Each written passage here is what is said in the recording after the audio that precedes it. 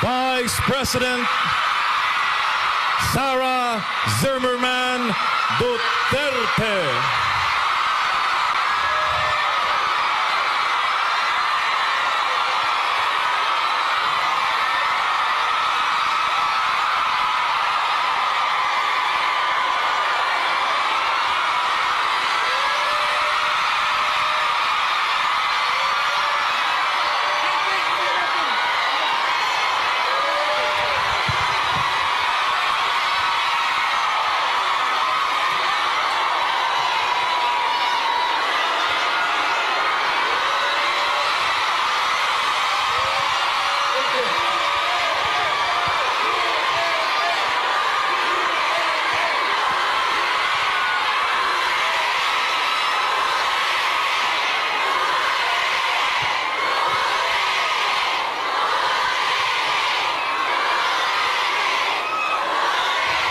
Maraming salamat.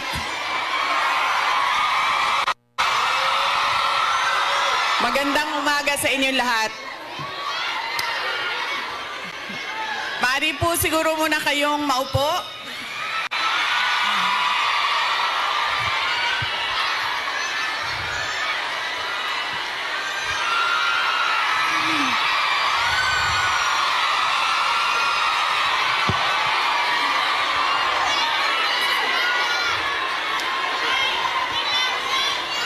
Maraming salamat. Mahal ko kayo.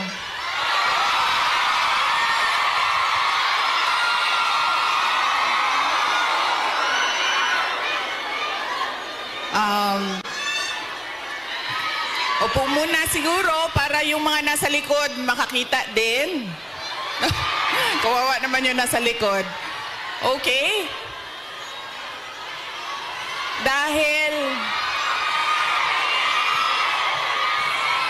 Dahil kayo ay sumisigaw ng Duterte, suspended na kayo lahat bukas.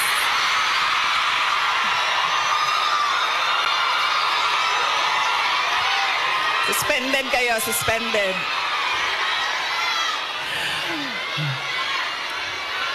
Joke lang.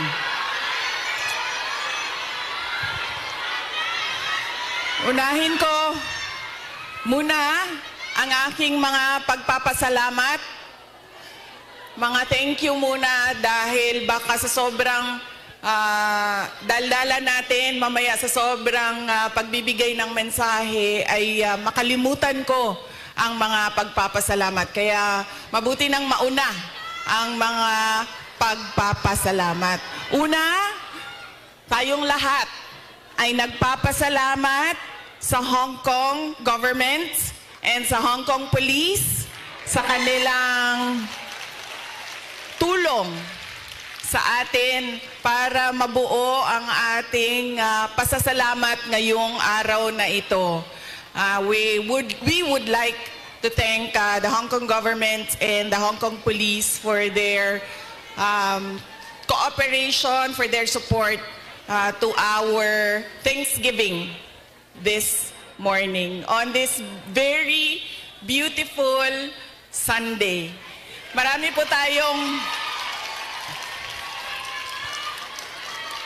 tayong mga kababayan na nandoon sa labas at lahat ng mga first-timer na nakakita sa akin.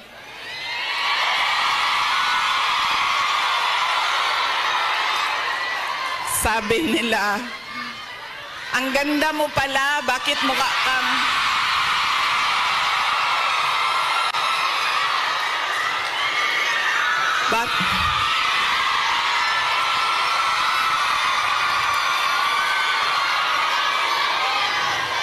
Ay, Macau, hello. Maraming salamat.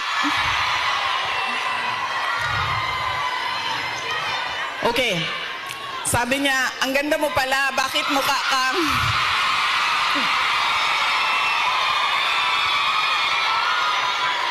Bakit mukha kang Shrek sa mga picture mo sa internet? Tapos sabi ko sa kanya, sabi ko, ma'am, basta Pilipina, maganda talaga yan. Tayong lahat yon. Now, hindi ko lang alam sa mga Pilipino, sa mga lalaki natin, pero sigurado ako sa mga Pilipina ay maganda. Dahil,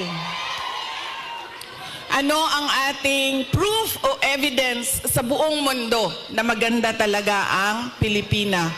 Ilan ang Miss Universe natin? 4. 4 ang Miss Universe na winners ng Pilipinas. Kaya, ibig sabihin, global ang beauty ng Pilipina. Kaya, bago ang lahat, sabihin niyo sa lahat ng kaaway ninyo, Pilipina ako, maganda ako.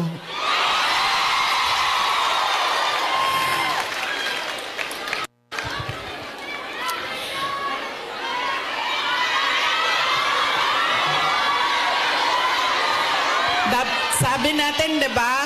Para sa Diyos, para sa bayan, para sa bawat pamilyang Pilipino. Nauna ang pasalamat ko sa Hong Kong government, pero ang unang pasalamatan natin ay ang Diyos.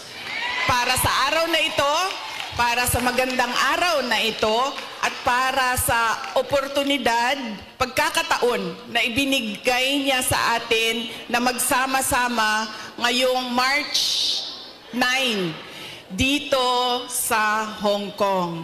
Dinala niya tayo lahat dito para sa bayan.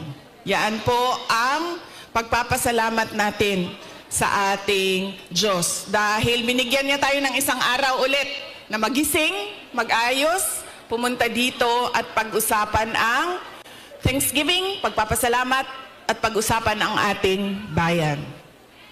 Ang sunod na pagpapasalamat ko ay hindi ko isa-isahin yung mga pangalan dahil baka may hindi ako mabanggit at magtampo. So, isa-isahin ko lang ang mga grupo na kailangan natin pagpasalamatan. Unahin ko muna ang Kingdom of Jesus Christ.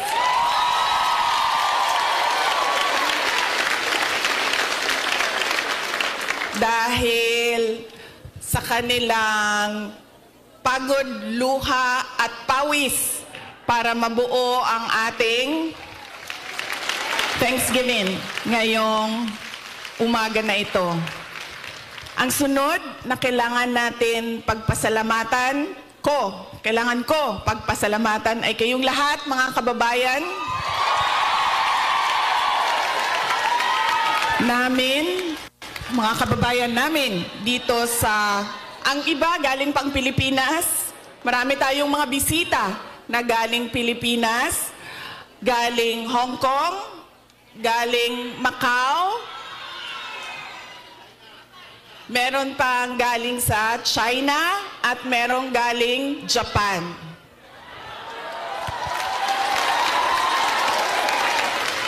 Maraming salamat sa inyo dahil ibinigay ninyo ang oras ninyo ngayong araw na ito. Madami sa inyo kailangan maglaba. Kailangan magplansya. Yes, mag-day off, pero kailangan niyo laban yung damit ninyo. Kailangan ninyo magpa-parlor kasi, 'di ba? Araw ito ng pagpahinga. Kailangan maglinis ng inyong bahay. Kailangan magpa-pedicure. Diba? Kailangan magpa-dentista dahil araw ito ng pagpahinga. So, kailangan ayusin lahat ang sarili. Ang para sa sarili. Pero, binigay ninyo ang oras ninyo at araw ninyo ngayong umaga na ito para sa atin. Kaya maraming salamat sa inyong lahat.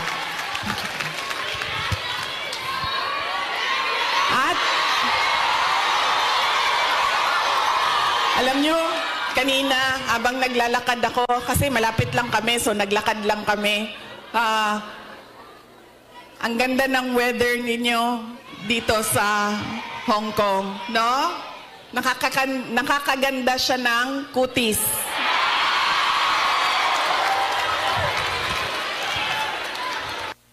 Anong sabi namin na nakatira sa Pilipinas at yung mga nakatira sa mga kababayan natin sa Middle East?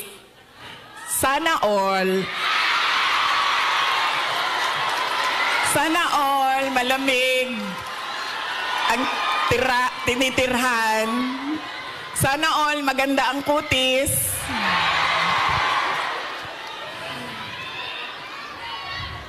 Kaya isa din yan sa dapat ninyong ipagpasalamat sa Diyos. Nandito kayo sa lugar na hindi magulo, maganda ang klima, at lalong-lalo na nandito kayo dahil meron kayong hanap buhay. Hindi natin gusto na umalis ang ating mga kababayan sa Pilipinas.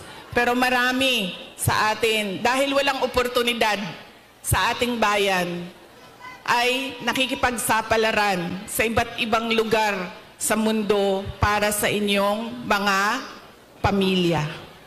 Kaya yun ang sunod natin na pagpasalamatan, yung ating mga mahal sa buhay. Bawat pamilyang Pilipino, kailangan natin magpasalamat sa kanila dahil binibigyan nila tayo ng lakas, sinusuportahan nila tayo, at tinutulungan nila tayo sa ating pakikipagsapalaran sa ibang lugar. Ayaw nila na umalis kayo, ayaw nyo rin na iwanan sila. Pero kailangan natin gawin dahil kailangan suportahan ang ating mga pamilya. Okay? Pagpapasalamat, ulitin ko sa Diyos, sa Hong Kong government, Hong Kong Police, sa KOJC, sa inyong lahat, mga kababayan namin na nandito, at syempre kailangan natin pasalamatan ang PDP laban. Parang tinanggal na ata nila ang laban, no? PDP na lang, no? Opo.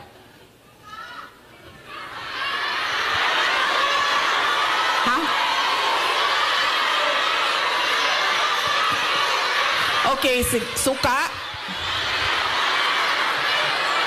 May dala sila para sa inyong lahat. Inutusan silang bumili ng suka. Nagdain taon silang sinamak. Sa gusto.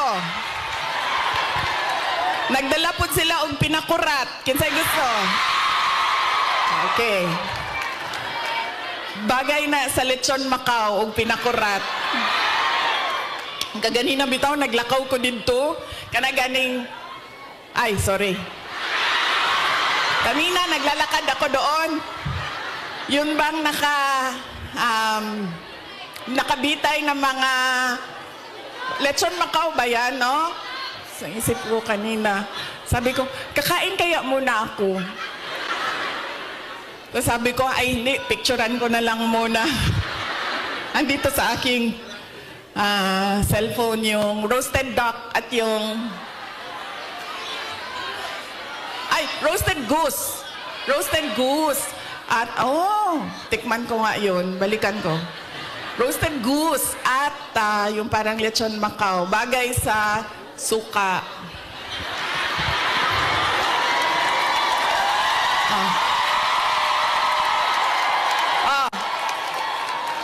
Ano pa ang bagay sa suka?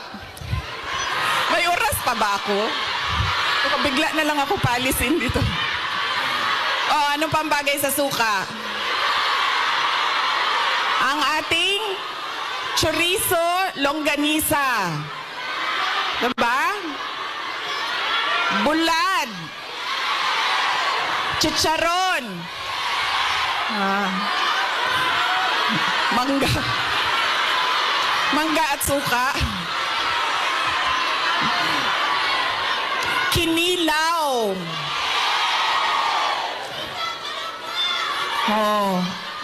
Bulad, galunggong. Yes. Diba? So, kaya tayo lahat nauutusan na bumili ng suka. Kasi lahat yan, lahat ng pagkaing masasarap, kailangan ng suka. Alam niyo, wala sa listahan ko yung speech na suka na yan. Actually, wala ko listahan ng speech ko dahil matagal ako kagabi nag-decide kung pupunta ako dito sa Thanksgiving.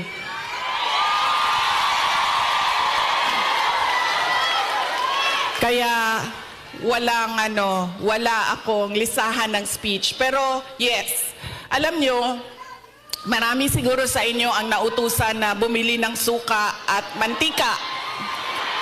Mantika, suka, ganyan. Noong kayo ay bata pa. Opo. Pero sa amin kasi, sa bahay namin, nag-grocery kasi ang nanay ko. So lahat yang mga gamit sa kusina, binibili na ng nanay ko. Nautusan lang ako lagi doon sa kanto, sa tindahan, bumili ng Coke. Ng Coke.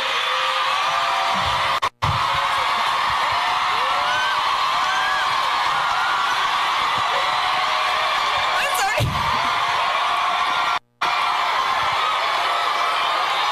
Totoo yan. Hindi joke yan totoo yan. Alam nyo, di ba tag 5 pesos lang ang Coke noon? 1980s? Or less pa nga ata siguro, 5 pesos. O, mga 4 pesos ang Coke noon. Tapos ang pera natin, yung papel na green na 5 pesos. Oo, yan yun. Pero totoo yan hindi, Coca-Cola kasi kayo naman, pag sinabing Coke, tapos wala pang noon, wala pang 1.5, 2 liters. Litro lang yan. Litro lang yan nung kapanahonan natin. So yun. So, saan na tayo? Sa pagpapasalamat. Papasalamat tayo sa PDP. Ating mga kandidato sa PDP. Aabot tayo dyan mamaya. And syempre, kailangan natin magpasalamat kay Pastor Apollo Kibuloy for his generosity. Alam nyo, bumisita ako sa kanya nung siya ay nasa hospital, sa Pasig Hospital. Sabi niya sa akin, kung hindi ako nakulong, kung hindi ako inoppress, pinahirapan, hindi ko maisip na tumakbo para tumulong sa mga nakakulong, sa mga pinapahirapan at sa na-oppress. Sabi niya, tama lang na ganito ang nangyari dahil naliwanagan ako at napaabot sa akin ang mensahe na kailangan kong tumakbo bilang senador para tumulong sa mga nahihirapan at pinapahirapan.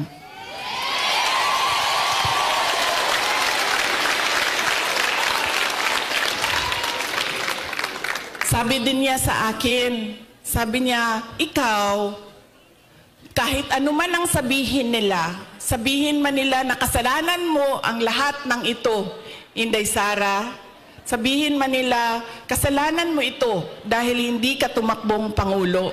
Pero sabi niya, ayun na.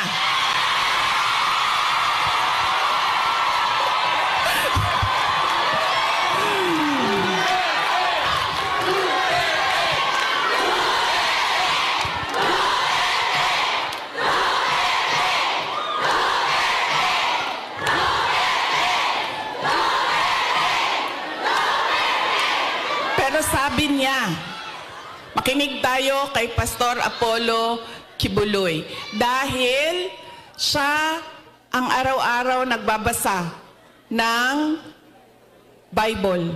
Siya ang nakakaalam by heart kung ano ang salita ng Diyos. Ano ang words of God. Sabi niya sa akin, sabi niya, ganitong nangyari sa buhay ko. Sabi niya, Inday Sara, ganyan din nangyari sa buhay mo dahil hindi pwede na ikaw ang mauna at sila ang sumunod. Dahil wala ng katapusan. Dapat sila ang mauna at ikaw ang sumunod.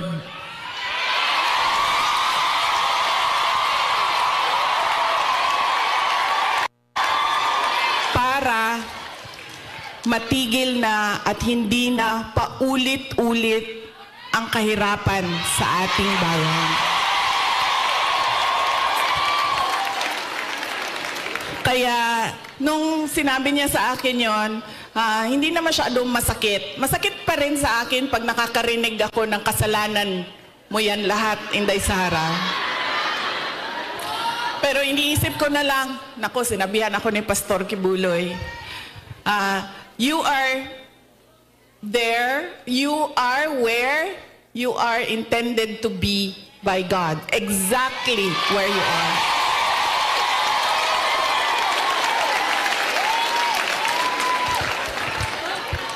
So yaan po, hindi pa, alam mo, hindi pa ako nangalahati sa pagpapasalamat ko kaya bilis-bilisan natin. Hanggang anong oras ba ako pwede, sir? Go lang daw. Go. Ay, hindi kami pwede mag-abot ni PRD kay kasabon na pud ko oton.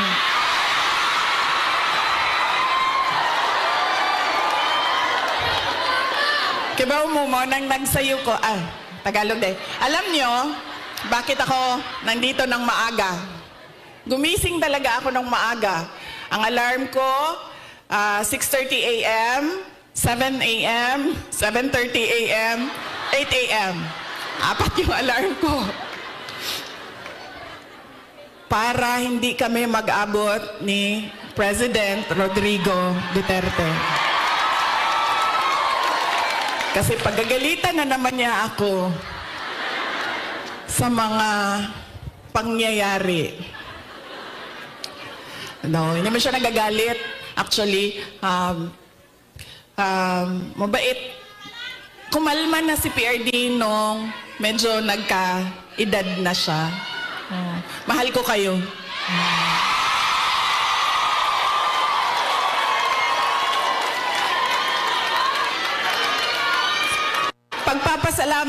Magpapasalamat din ako. Thank you po ako. Kagabi po, merong mga kababayan natin na nasa hotel. Hotel. Kayo ba yun, ma'am? Opo. Maraming salamat sa pag-welcome ninyo sa amin doon sa hotel. Mahal ko kayo. Maraming salamat. Pero bakit, ma'am, wala kayong dala na roasted goose? I'm sorry, may dala kaming suka. Kayo, walang dalang roasted goose.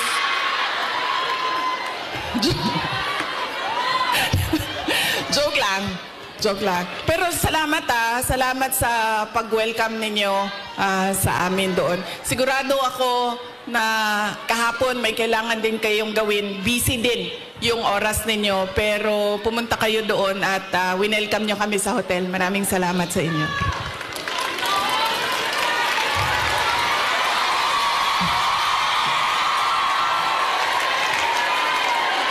Ang sunod ko po na pagpapasalamat ay personal po sa akin. Para sa inyong lahat, mga kababayan namin dito sa China, sa Hong Kong, sa Macau, dahil noong 2016 ay nagkita-kita din tayo dito para sa pagpapasalamat, tapang at malasakit at suporta sa administrasyon ni Pangulong Duterte.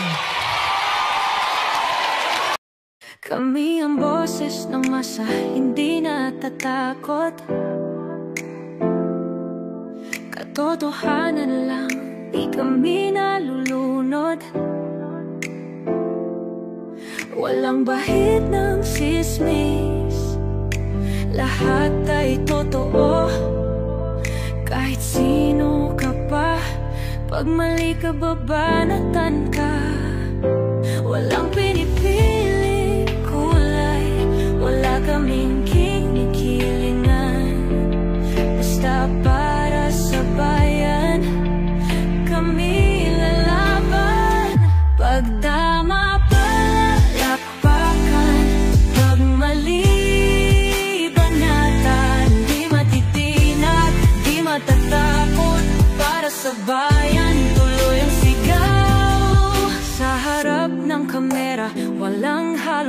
takot. Mga baluktot, lahat kayo'y tutumba. Ang hustisya at totoo, yun lang ang mahalaga. Kahit sinong harang, di kami matitinag.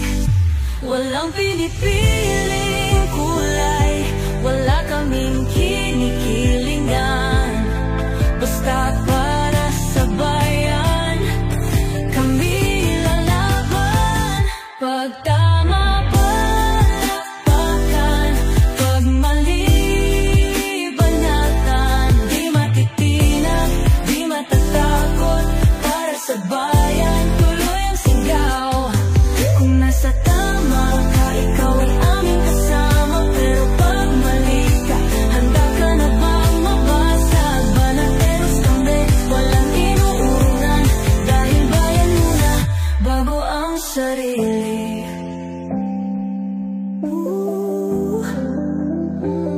Bago ang sarili.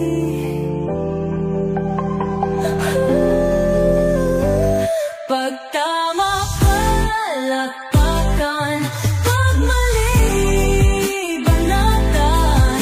Banateros ang sigaw, katotohanan ang laban.